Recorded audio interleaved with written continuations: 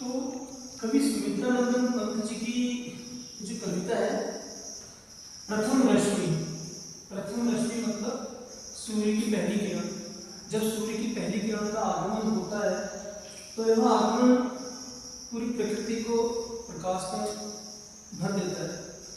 तो प्रकाश के आने से थोड़ा पहले जब प्रातःकाल की बेला होती है तो उस समय की स्थिति ऐसी है, एक छोटी चिड़िया जिसको पता ही नहीं है कि जीवन जगत क्या है करके ऐसा कभी सोच रहा है, और फिर भी लेकिन उसको सब कुछ पता है वाली बात है।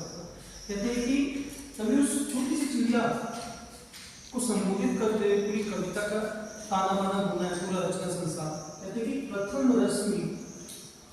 रश्मि का आना रंगिणी तूने कैसे पहचाना। प्रथम रश्मि का आना रंगिणी तूने कैसे पहचाना। कहाँ कहाँ है बाल विहंगिनी, कहाँ कहाँ है बाल विहंगिनी, पाया तूने यह गाना।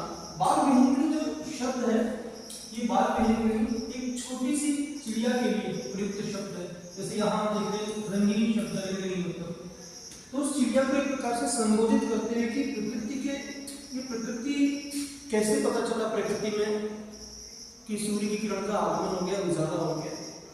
हम मनुष्यों को तो पता ही नहीं है कि जीवन जगत क्या है।